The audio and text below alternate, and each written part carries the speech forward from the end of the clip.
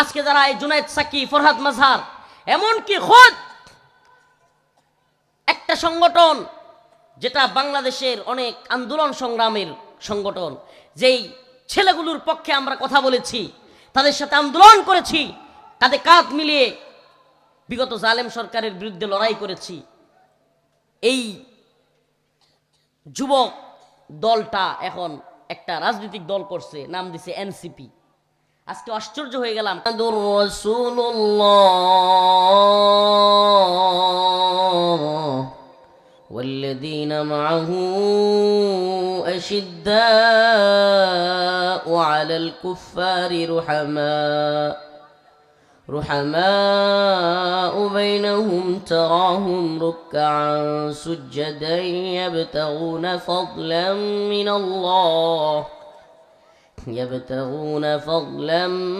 الله ورضوانا سيماهم في وجوههم من أثر السجود ذلك مثلهم في التوراة والإنجيل صدق الله مولانا العظيم وصدق رسوله النبي الكريم ونحن على ذلك من الشاهدين والشاكرين والحمد لله رب العالمين সকলে একটু দুরূদ শরীফ পড়ি। আল্লাহুম্মা সাল্লি আলা মুহাম্মাদ ওয়া আলা আলি মুহাম্মাদ কামা সাল্লাইতা আলা ইব্রাহিম ওয়া আলা আলি ইব্রাহিম ইন্নাকা হামিদুম মাজিদ। আল্লাহুম্মা বারিক আলা মুহাম্মাদ ওয়া আলা আলি মুহাম্মাদ কামা বারাকতা আলা ইব্রাহিম ওয়া আলা আলি ইব্রাহিম ইন্নাকা হামিদুম মাজিদ। চর কাটিহারি বাটিপাড়া জামে মসজিদের উদ্যোগে আয়োজিত চর কাটিহারি বাটিপাড়া হোসেনপুর কিশোরগঞ্জের আজকের এই ইসলামী সম্মেলনের সম্মানিত সভাপতি, সম্মানিত উলামায়ে কেরাম, মুরব্বিয়ান আযম, প্রিয় যুবক ভাইরা, স্নেহের ছোট ভাইরা, পর্দানিশীন শ্রদ্ধা মা ও বোনেরা, আল্লাহ রব্বুল আলমিনের দরবারে অসংখ্য গণিত শুকরিয়া যে মহান রব্বুল আলমিন আপনাকে আমাকে কোরআন সুন্নাহ থেকে কিছু কথা বলবার এবং শুনবার জন্য এই শীতের রজনীতেও এত মনোরম পরিবেশ করে দিয়েছেন। সেজন্য অন্তরের অন্তঃস্থল থেকে কালিমাতুশ শুকুর আদায় করে স্বতঃস্ফূর্ত আওয়াজ করে বলি আলহামদুলিল্লাহ। বাম সাইডে আওয়াজ কম হয়েছে, আরো জোরে বলে আলহামদুলিল্লাহ। একটা ইলেকশন দিয়ে দিব। অনেকেই তো নির্বাচন করতে করতে একবারে সব কান জ্বালাফালা করে রেখেছে। ইলেকশন দিব একটা, দেই তো এই দিকের শক্তি বেশি নাকি এই দিকের? এই যে লাডি, এই লাডির থেকে এই দিকে একবার তাকবীর দিবেন, এই লাডির বাম সাইডে একবার তাকবীর দিবেন, দেখি কেডা জিতে। প্রথম ডাইন সাইড, ডাইনপন্থী না আমরা? প্রথম সাইড জিগাইতেছে, মানে আমি একটা জোরে সুরে কমু। রাজি আছেন ইনশাআল্লাহ? কারণ আগে মর্দে মুজাহিদ যারা নিয়ে যুদ্ধ করবো তারা আগে রেডি করতে হইব না? হ্যাঁ, যেইভাবে আউল বাউল ফাউলরা, নাস্তিক মুরতাদের দল যেইভাবে লাফালাফি শুরু করছে এই দেশে, ভাবছিলাম যে হাসিনা পতনের পরে অল্প কিছুদিন একটু নীরবে নিবৃত্তে কাজ করব, এত বাড়াবাড়ি করব না, বা একটু রয়া সয়ে যেটারে বলে আর কি, একটা আল্লাহ সুযোগ তৈরি করে দিছে। কিন্তু এরা যেই লাফালাফি শুরু করছে আর যেই বদমাইশি শুরু করছে, চুপ থাকার সুযোগ নাই। কেউ যদি হাসিনা হইয়া উঠবার চেষ্টা করে তাইলে আমরাও আগের রূপে ফিরে যাব। আমরা এই দেশে হাসিনা, আওয়ামী লীগ কিংবা ভারতকেই পরোয়া করি নাই। এখন যদি কেউ নতুন করে আমেরিকার গোলামি করে এদেশে ইসলাম বিদ্বেষী অবস্থান স্টাবলিশ করতে চায়, এদেশে যদি সমকামিতা, আল্লাহর নবীকে গালি দেওয়া, কটূক্তি করা, আল্লাহ রব্বুল আলামিন রব্বে কাবার সিফাত নিয়ে, রব্বে কাবাকে নিয়ে যদি কেউ আমার রবকে নিয়ে, আমার আল্লাহকে নিয়ে কটূক্তি করবার মতো দুঃসাহস দেখায়, এবং তাদেরকে যদি কেউ পৃষ্ঠপোষকতা করে সে যত বড়ই মাতাই হোক, বাংলার জমিন তার জন্য সংকীর্ণ করে দেওয়া হবে। তো ইনশাল্লাহ রেডি আছেন? দেই হুজুর, আপনারা দুজন বিচারক, আপনিও থাকেন বিচার, আপনি ডানপন্থী বিচারক, আপনারাও দুইজন দুইজন, যাতে কোনো ইয়া না হয়। এদিকে এখন ডান দিকে এই যে এই যে এই যে ফিলার থেকে ডাইন সাইডে তাকবীর দিবেন। রাজি আছেন ইনশাআল্লাহ? নারে তাকবীর, মাশাআল্লাহ, নারে তাকবীর। ডাইনপন্থী জয়যুক্ত, ডাইনপন্থী। এই যে আপনারা তো আপনার পক্ষে বিচার করলেন, আজকে এখন আমিও এই পক্ষে আয় করছি কিছুটা। হুজুর সমান হয়েছে মনে হইতেছে, আপনিও আপনার পক্ষ নিলেন, সমানই হয়েছে মাশাআল্লাহ। না আসলে আওয়াজ এখন তো এই দুই পক্ষ একসাথে, আমরা কোনো ভাগাভাগি চাই না, এই গণতন্ত্রের বাগবাটোয়ারা আমরা চাই না, আমরা সব ইসলামপন্থী, আমরা সব এক। লিল্লাহি তাকবীর। এই যে দেন একসাথে দিলে আবার বাম দিকে ফিল করে, এটার কারণ কি? মানে আমি আগেও খেয়াল করছি, এই জন্য বলছি, ওই যে পিছন থেকে এখন দেই নেই। আল্লাহ তাআলা বুঝার এবং আমল করার তৌফিক দান করুক। আসলে তাকবীর কেন জানেন? তাকবীরের মানে সুবহানাল্লাহ, মানে তাকবীরের ধ্বনিটাও নাস্তিক মুরতাদদের জন্য একটা হুমকি। তাকবীরের ধ্বনিটাও নাস্তিক মুরতাদ শাতেমদের জন্য একটা কলিজার মধ্যে গিয়ে লাগে। আর তাকবীরের ধ্বনি মুসলমানদের শক্তি দেয়, ইমানদারের অন্তরটা মানে সুবহানাল্লাহ। তাকবীরের ধ্বনির সাথে সাথে দেখবেন রাত্রে হঠাৎ করে যারা একলা একলা যায়, দেখবেন যে কালিমা কইতে থাকে, নাইলে আল্লাহ বিল্লাহ করতে থাকে, এটা কিছু কয়ে কয়ে যায়। সুবহানাল্লাহ। এতে বোঝা যায় যে কোরআন সুন্নাহর মধ্যে বা আল্লাহর নাম নেওয়ার মধ্যে একটা সাহস আছে, আছে না নাই? জালেমরা এবং যারা কিনা ইসলাম বিরোধী, এদের কাছে এই তাকবীরের আওয়াজ হইল এক একটা বুলেট। আপনাদের সামনে আমি আয়াতে কারিমা তিলাওয়াত করেছি। আসলে আমি আসছি 8:40-এ, আমাকে উঠানো হয়েছে 10টায়। তো আপনাদের সামনে উক্ত আয়াতকে সামনে রেখে অল্প কিছু সময় কথা বলবো ইনশাআল্লাহ, আল্লাহ পাক যদি তৌফিক দান করে। আমি যে আয়াতে কারিমা তিলাওয়াত করেছি, আল্লাহ তাআলা এখানে বলতেছেন রাসূলুল্লাহ সাল্লাল্লাহু আলাইহি ওয়াসাল্লাম এবং তার সাহাবাই কেরাম, তাদের সিফাত, তাদের গুণাবলী বা তাদের আচরণ মুমিনদের সাথে কেমন ছিল আর কাফেরদের সাথে কেমন ছিল। সুবহানাল্লাহ। আল্লাহ পাক বলেন যে আমার রসুল এবং তার সাহাবীরা মুমিনদের সাথে ছিলেন নরম। কেমন ছিলেন? নরম। আর কাফের মুশরিকদের বিরুদ্ধে যুদ্ধের ময়দানে কিংবা বাতিলদের বিরুদ্ধে আল্লাহ রসুল এবং তার সাহাবাই কেরাম ছিলেন রুহামা, দরদওয়ালা, রহমওয়ালা, দিল দরদি। কিন্তু দেখেন একটা ঘটনা, সুবহানাল্লাহ, যে আল্লাহ নবীর সবচাইতে নরম সাহাবী যাকে বলা হয়, কিংবা খুব দরদি মানুষ, খুব নরম মানুষ, ওনার নাম হলো আরহাম উম্মতি বি উম্মতি আবু বকর। সুবহানাল্লাহ। যেটা খতিব সাহেবরা প্রত্যেক জুমায় এটা পড়ে। আশিদ্দা ও আলাল কুফার রুহামা ও বাইনাহুমের সিফাত হযরত আবু বকর রাদিয়াল্লাহু আনহুর মধ্যে কেমন ছিল এটা বোঝানোর জন্য বললাম যে হযরত আবু বকরের ব্যাপারে বলা হতো যে তিনি অনেক নরম, অনেক নরম। একদিন আল্লাহ রসুলের কাছে সাল্লাল্লাহু আলাইহি সাল্লাম একজন বিচার নিয়ে আসছে যে ইয়া রাসূলুল্লাহ, আবু বকর তো অমুকরে মারতে চাইছে বা মারছে, এরকম একটা বিচার নিয়ে আসছে। আল্লাহ রসুল সাল্লাল্লাহু আলাইহি সাল্লাম বললেন, কি বলো আবু বকর? তখন হযরতে আবু বকরকে ডাকলেন, হযরতে আবু বকর জিজ্ঞেস করলেন। তখন হযরতে আবু বকর রাদিয়াল্লাহু আনহু উত্তর দিলেন, ইয়া রাসূলুল্লাহ, সে আমার আল্লাহকে নিয়ে কটূক্তি করেছে। আমি সব সহ্য করতে পারলেও আমার আল্লাহকে নিয়ে কটূক্তি করা আমি সহ্য করতে পারিনি। সুবহানাল্লাহ। চিন্তা করছেন, রহমওয়ালা, দরদি মানুষ। এখন আমাদের বেলায় তো উল্টা হয়।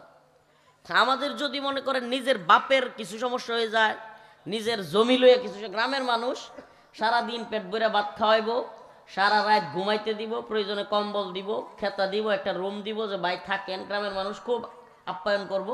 কিন্তু যদি খালি কন যে আপনার জমির লোকে তো আমার জমির বেজাল, একটা দাও লইয়া খারাপ, বরাবর একটা দাম দাও আর কয়েকটা লাডি। এই হলো আমাদের অবস্থা। জমি লিয়া লাগলে আমরা খুব চিত্তে যাই। আমার ভাইরে কেউ গালি দিছে, কেউ বাজারে মারতে চাইছে, আমি খুব চিত্তে যাই, আমি খুব খেপে যাই। আমাদের গ্রামের মানুষের আচরণ এরকম আছে না? তার ভাইয়ের সাথে কি হয়েছে না হয়েছে বাজারে কোনো কিছুর খবর নেই, জাস্ট শুনছে যে আমার ভাইয়ের সাথে ঝগড়া লাগছে, লাড়ি লিয়ে দৌড়। আরে আপনার ভাই তো অপরাধী হইতে পারে, খারাপ মানুষ হইতে পারে, চিন্তা করারও সময় নাই। অথচ আমাদের হওয়া উচিত কি ছিল? আল্লাহ পাকের জন্য শক্ত। মান আহাব্বা লিল্লাহ ওয়া আবগাদা লিল্লাহ ওয়া আতা লিল্লাহ ওয়া মানাআ লিল্লাহ ফাকাদ ইস্তাকমালাল ঈমান। আমার ভালোবাসা আল্লাহর জন্য, আমার ঘৃণা আল্লাহর জন্য। আমি ভাইকে ছেড়ে দিতে পারি আল্লাহর জন্য, আমি বাবাকে ছেড়ে দিতে পারি আল্লাহর জন্য, আমি দ্বীনের জন্য আমার নেতা নেত্রী দল সব ছাড়তে পারি। এরকম হওয়ার কথা ছিল না? আমাদের মধ্যে এরকমটা সুবহানাল্লাহ। ঈমানদার আমরা দাবি করি ঠিক, কিন্তু ঈমানের লক্ষণ হইল এটা, ঈমানের লক্ষণ হইল এটা যে আমার আল্লাহকে যদি কেউ গালি দেয়, সে যেই হোক আমি তার বিরুদ্ধে চলে যাব। এনসিপি বৃহৎ একটা দল, বলা যাবে না, ছাত্রদের ছোট্ট একটা দল। তো আপনারা শুনেছেন কিনা দেখেন, এই বিষয়টা আমি আপনাদেরকে একটু শোনাই, জানি না আওয়াজটা আসবে কিনা, কিন্তু কতটা কষ্টের, এটা কতটা কষ্টের যে একজন বাউল, আবুল সরকার নাম, তার বাড়ি মানিকগঞ্জ, সে সুস্পষ্টভাবে আল্লাহ রব্বুল আলামিনকে নিয়া, আপনারা জানেন গ্রামগঞ্জে যে সমস্ত বাউলদের প্রোগ্রাম হয়, বিভিন্ন নাউজুবিল্লাহ তথাকথিত পালা গানের নামে, যাত্রার নামে, ইচ্ছাকৃতভাবে কিছুই জানে না এই ভণ্ডরা আল্লাহ এবং তার রাসূলকে নিয়ে ইচ্ছা মতো ভাবে বানোয়াট কথাবার্তা বলে, আল্লাহ এবং তার রাসূলকে ছোট করে। করে কি করে না? কিছুই জানে না, ভণ্ড। আল্লাহ এবং রাসূলকে নিয়ে খুব জানতা, সে একটা ভাব দেখায় এমন যে সে সব জানে। তো এদের একজন মানিকগঞ্জে বাড়ি, আবুল সরকার। দেখুন একটু, আপনারা জানি না আমি শুনছেন কিনা ভিডিওটা, এটা খুব আলোচিত বিষয়, তবু আমি আপনাদেরকে একটু শোনাই। আল্লাহর কথার কোনো গোয়া মাথা আমি কিছুই পাই না। মাথা কোনটা গোয়া কোনটা? নাউজুবিল্লাহ। বলতেছে যে আল্লাহর কথার আমি কোনো গোয়া মাথা পাই না। নাউজুবিল্লাহ বলবেন না, যে এটা গোয়া কোনটা মাথা কোনটা চিন্তা করতেছেন। আস্তাগফিরুল্লাহ, আস্তাগফিরুল্লাহ, আস্তাগফিরুল্লাহ। চিন্তা করতেছেন কত বড় দৃষ্টতা, কত বড় দৃষ্টতা। আমার রবকে নিয়ে যখন কথা বলে এইভাবে কটূক্তি করে, আর তার পক্ষে এখন দাঁড়াইছে, এরে গ্রেফতার করছে আলহামদুলিল্লাহ মানিকগঞ্জে, এখন তাকে ছেড়ে দিতে হবে। ফরহাদ মাজহার নামের এক মুরব্বী আছে, 5 আগস্টের পরে সে এখন মানে খুব বড় জানতা এবং দেশের বড় মাতাব্বর হয়ে গেছে গা। কিছু বুড়া মানুষ আছে না, পোলাপান কিছু থাকলে আর যদি এলাকার কিছু মানুষ তার কথা শুনে পরে, হ্যাঁ এলাকার বাজারে গিয়ে হামকি দুমকি পরে, সব কিছুতেই হ্যাঁ মাতাব্বরি করবার চায়।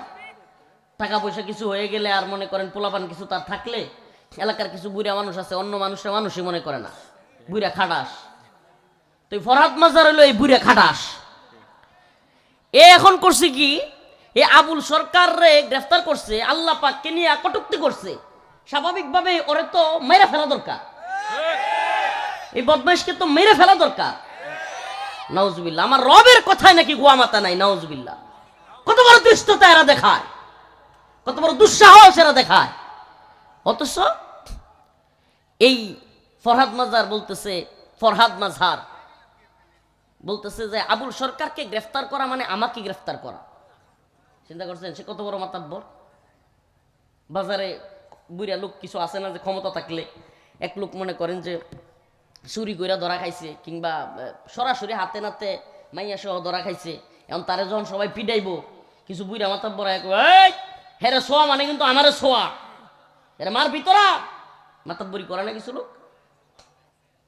এখন সে বলতেছে যে আমি মানিকগঞ্জে যাব, মানিকগঞ্জে গিয়া সে বাউলদের পক্ষে সমাবেশ করবে। আমি বলি সুবহানাল্লাহ, মানে আমরা তো আগেই বলছি না যে আমরা তো চুপ ছিলাম, ভাবছিলাম যে হাসিনা পতনের পরে কিছুদিন রইয়া শোয়া আরামসে কিছু কাজ টাজ করি, মানুষকে দাওয়াত দেই, উম্মতকে বুঝাই, একটা ইসলামী রাষ্ট্র ব্যবস্থা কিংবা একটা শরিয়ার ভূমি কেন দরকার, প্রয়োজনীয়তা কি, এগুলো নিয়ে কথা বলি, রইয়া শোয়া মানুষের সাথে কাজ করি। কিন্তু এরা এখন যা শুরু করেছে, রইয়া শোয়া কাজ করার সুযোগ নেই, যে আল্লাহর রসুলকে নিয়ে কটূক্তি, আল্লাহ পাককে নিয়ে কটূক্তি এবং এই গুমরাহি মার্কা কথাবার্তার কারণে আমরা এখন এদের ভাষায় আমরা কথা বলতে বাধ্য হচ্ছি। আমার কথা শুনতেছেন? এরা যেই ভাষায় কথা বলছে, নাউজুবিল্লাহ, আমি আপনাদেরকে শোনালাম, আপনারা চিন্তা করতে পারছেন, ভিডিও আপনারা কি শুনছেন? শোনা গেছে? আমি জানি না আপনারা শুনছেন কিনা, আবারও শুনেন, ট্রাক তো উড়াইতে হইব আমনে করো। আল্লাহ ইমানই যদি জজবা দেয়, ইমানই যদি বোঝ দেয়, তাহলে তো আপনাদেরও এটা শুনে কষ্ট লাগার কথা। আমি আবারও শোনাই, নাহলে আলোচনাটা বুঝবেন না।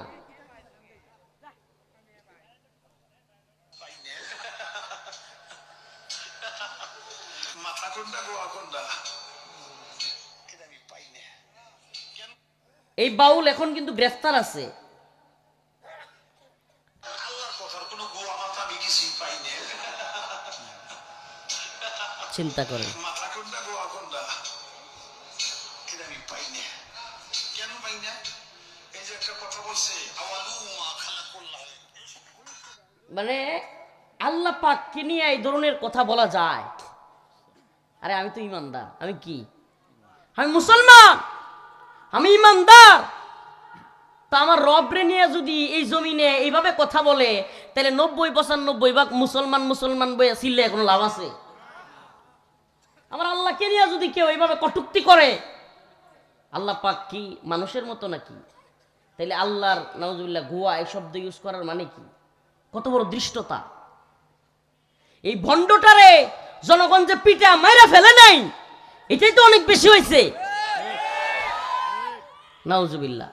এখন আবার অনেক বুদ্ধিজীবী সুশীল এরা এর পক্ষ নিচ্ছে। একটা লোক ইদানিং, যার দলের কোনো কর্মী নাই, এত বেশি লোকও নাই তার দল, কিন্তু সে সরকারের কাছে খুব দামি মানুষ, তার নাম হলো জুনায়েদ সাকি। এই জুনায়েদ সাকি আপনারা হয়তো ভিডিওর মাধ্যমে দেখে থাকবেন। এ হইল বর্তমান ডক্টর মোহাম্মদ ইউনূসের খুব কাছের মানুষ। কারণ কি? কারণ বাংলাদেশে ইসলাম বিদ্বেষী মনোভাব প্রতিষ্ঠা করবার জন্য এবং ইসলাম বিদ্বেষীদেরকে প্রমোট করবার জন্য, বিশেষ করে সমকামিতা, ট্রান্সজেন্ডার, LGBTQ, লেসবিয়ান, গে, এগুলো বুঝাইতেও আপনাদেরকে সময় লাগবে। পুরুষে পুরুষে, নারী নারী, নাউজুবিল্লাহ, এতটুকু বুঝেন। পুরুষে পুরুষে, আকাম কুকাম, নারীতে নারীতে, নাউজুবিল্লাহ, এগুলোকে সহজলভ্য করবার জন্য এবং আল্লাহর নবীকে যেন সহজে আউট কান্ট্রিগুলোতে, বিশ্বের অনেক রাষ্ট্রে, নাউজুবিল্লাহ, আল্লাহ এবং তার রসুলরে নিয়ে কিছু বললে কিছু হয় না, ওই পশ্চিমা ধাঁচে বাংলাদেশেও একটা কালচার তৈরি করে এরা এরকম একটা পরিবেশ তৈরি করতে চাচ্ছে যে মুসলমানরা যেন কিছু বলতে না পারে, করতে না পারে, নাউজুবিল্লাহ। প্রিয় ইমানদার, প্রিয় মুসলমান ভাইরা, কিশোরগঞ্জ হোসেনপুরের মুসলমান, আমার রসুল সাল্লাল্লাহু আলাইহি ওয়াসাল্লাম, সাহাবাই কেরাম কেমন ছিলেন? আল্লাহ রসুল সাল্লাল্লাহু আলাইহি ওয়াসাল্লামকে কেউ কিছু বললে, আল্লাহ পাককে কেউ কিছু বললে, তারা কি সহ্য করতেন? আসেন একটা ছোট্ট ঘটনা শোনাই, বুখারী শরীফের হাদিস। যে সমস্ত সুশীলরা কষ্ট লাগলো, এই এনসিপি, এই বাউল আবুল সরকারের পক্ষ অবলম্বন করছে, চিন্তা করতে পারেন? আমি তো বলি মুসলমান সজাগ থাকা উচিত। এই যে দল করেন, নেতারা কি করতেছে, দলের হাইকমান্ড কি করতেছে কিছুই জানেন না, খালি এই নৌকা দানের শীষ, এই দাড়িপাল্লা, এটা সেটা লাফাইতেছেন। প্রিয় ভাইরা আমার, গ্রামে লাফাচ্ছেন। আপনার দল, আপনার নেতা যদি ইসলামের বিরুদ্ধে অবস্থান নেয়, আল্লাহর বিরুদ্ধে অবস্থান নেয়, তারপরেও যদি আপনি ওই দলের পক্ষে, ওই নেতার পক্ষে লাফান, ওই নেতা এবং দলের যদি ঈমান না থাকে, আপনারও ঈমান নেই। কথা ভালোভাবে বুঝবার চেষ্টা করবেন, আপনারও ঈমান নাই। আল্লাহ রাসূলের সাহাবায়ে কেরাম, আল্লাহর নবী সাল্লাল্লাহু আলাইহি সাল্লামের ব্যাপারে বলা হয়, সুশীলরা, বিশেষ করে সুশীলরা বলে যে হুজুর আপনারা যে এত গরম গরম ওয়াজ করেন, হুজুর আপনারা যে এত কথা বলেন, কোনোদিন কি আল্লাহর রাসূল কাউরে মারতে বলছে? বলে কি বলে না? এটা কিন্তু খুব প্রচলিত একটা কথা। আল্লাহ রসুল কি করে মারতে বলছে? ইসলাম হলো শান্তি, শান্তি। ওরে শয়তানের দল। মানে ফিলিস্তিনে, লিবিয়ায়, সিরিয়ায়, আফগানে, ইরাকে, মালিতে, সোমালিয়ায়, ইয়েমেনে, পার্শ্ববর্তী রাষ্ট্র মায়ানমারে, কাশ্মীরে, সব জায়গায় আমাদের মুসলমানদের বাড়ি ঘরে টনকে টন, এই কেজি কেজি না, মন মন না, টন টন টন, 22 মনে মনে হয় 1 টন, 27 মন তুই ফেলায় পরে কয় ওম শান্তি। মানে তারা বোমা ফেলা আমাদের ভূমিগুলো, আমাদের বিল্ডিংগুলো পাউডার বানায় ফেলবে, আর আমাদেরকে বলবে ইসলাম শান্তি, ওম শান্তি, তোমরা শান্তিতে থাকো। মানে আমরা শুধু তোমরা মারবো আর তোমরা খালি মার খাবা। এটাই তো এরা বুঝাইতে চায় নাকি? অথচ রসুল্লাহ সাল্লাহ সাল্লামের সাহাবাই কেরাম আল্লাহ রসুলের ব্যাপারে একটা তোহমত দেয় এরা, আল্লাহ নবী কি কাউরে মারতে বলছে? আল্লাহ কি কাউরে মারতে বলছে? আরে স্পষ্ট বলেছে আল্লাহ দ্বীনের জন্য মারতে হবে। ইন্নাল্লাহা ইশতারা মিনাল মুমিনিনা আনফুসাহুম ওয়া আমওয়ালাহুম বিআন্না লাহুমুল জান্নাহ ইউকাতিলুনা ফি সাবিলিল্লাহ ফায়াকতুলুনা ওয়া ইউকতালুন। আল্লাহ বলছে যে তোমরা মার দিবা এবং খাবা, আগে দিবা। ইসলামের জন্য প্রয়োজন হলে কি করতে হবে? এখন আমরা ভাইয়ের জন্য, বাবার জন্য, জমি লয়ে একটু কিছু লয়ে লাগলে, ভাইয়ের লগে একটু কিছু লয়ে লাগলে দৌড়ায় মানুষরা মারতে যাইগা। কিন্তু দিনের প্রয়োজনে আল্লাহরে নিয়ে কেউ কিছু বলছে, আমার গায়েই লাগে না। আস্তাগফিরুল্লাহ। এটা ইমানদারের লক্ষণ না, এটা মুনাফিকের লক্ষণ। আল্লাহ রসুল সাল্লাল্লাহু আলাইহি সাল্লাম একদিন কষ্টে এক লোক আল্লাহর নবীরে কটূক্তি করে, গালি দেয়। লোকটার নাম হলো কাব বিন আশরাফ। লোকটার নাম কি? কাব বিন আশরাফ। আল্লাহ রসুল সাল্লাল্লাহু আলাইহি সাল্লামের কটূক্তি করে, কবিতা বানায়। তার 2টা মহিলাও রাখছে, নাউজুবিল্লাহ, নর্তকী। এদেরকে নাচায়, এই আবুল সরকারের মতো ফালতু এদেরকে নাচায়, গান কয়, আর রসুলরে গালি দেয়, নাউজুবিল্লাহ। আল্লাহর নবী কষ্ট পাইছেন। আল্লাহ নবী সাল্লাল্লাহু আলাইহি সাল্লাম সাহাবায়ে কেরামদেরকে ডাকলেন, হে আমার সাহাবারা, আতুহিব্বু আন তাকতুলাহু? ফাকাল রাসূলুল্লাহ সাল্লাল্লাহু আলাইহি ওয়াসাল্লাম, আতুহিব্বু আন তাকতুলাহু, যে তোমাদের মধ্যে কেউ আছে আল্লাহ রাসূল সাল্লাল্লাহু আলাইহি সাল্লাম বলছে যে কাব বিন আশরাফকে হত্যা করবে? তখন সাহাবী, আল্লাহর নবীর প্রিয় সাহাবী একজন মুহাম্মদ বিন মাসলামা বলছেন, আতুহিব্বু আন তাকতুলাহু? ইয়া রাসূলুল্লাহ, আপনি কি এটা পছন্দ করেন যে আমি কাব বিন আশরাফকে হত্যা করি? সুবহানাল্লাহ বলবেন না? আল্লাহ রসুল বললেন হ্যাঁ অবশ্যই, সুবহানাল্লাহ। তাইলে সুস্পষ্ট কি যে আল্লাহর নবীরে যদি কেউ গালি দেয়, আল্লাহর নবীরে যদি কেউ কটূক্তি করে, তার শাস্তি কি? হত্যা করা। বলেন না, তার শাস্তি কি? এটা কার ঘোষণা? এবং রসুলের। আল্লাহ এবং রসুলের ঘোষণা কি? মান সাব্বা নাবিয়ান ফাকতুলু, যে আমার রসুলকে গালি দিবে, সে যেই হোক, যে আমার আল্লাহকে নিয়ে কটূক্তি করবে, তার শাস্তি হলো ওয়াজিবুল কতল। সরকার যদি করে করলো, আর যদি রাষ্ট্র এই শাতেম, এই মুরতাদ, এই নাস্তিক, খোদাদ্রোহীদের পক্ষ অবলম্বন করে, বাংলার তাওহীদি জনতায় এদের কল্লাগুলো ফেলে দিবে। মুহাম্মদ বিন মাসলামা রাদিয়াল্লাহু আনহু দাঁড়ায় গেলেন, ইয়া রাসূলুল্লাহ, ইয়া হাবিবাল্লাহ, আল্লাহর নবী গো, আতুহিব্বু আন তাকতুলাহু, আপনি কি পছন্দ করেন আমি কাব বিন আশরাফের কল্লা ফেলে দেই? আল্লাহ রসুল বললেন হ্যাঁ। হযরতে মুহাম্মদ বিন মাসলামা রাদিয়াল্লাহু আনহু আবু নাইলা সহ আরো 5 জন সাহাবীকে নিয়ে আল্লাহর নবী সাল্লাল্লাহু আলাইহি ওয়াসাল্লামের কাছ থেকে অনুমতি নিয়ে কাব বিন আশরাফকে হত্যার জন্য যাবেন। মুহাম্মদ বিন মাসলামা রাদিয়াল্লাহু আনহু আল্লাহর রাসূলকে বললেন, ইয়া রাসূলুল্লাহ, আপনার কাছে আমি একটু অনুমতি চাই। আল্লাহ রাসূল বললেন কি জন্য?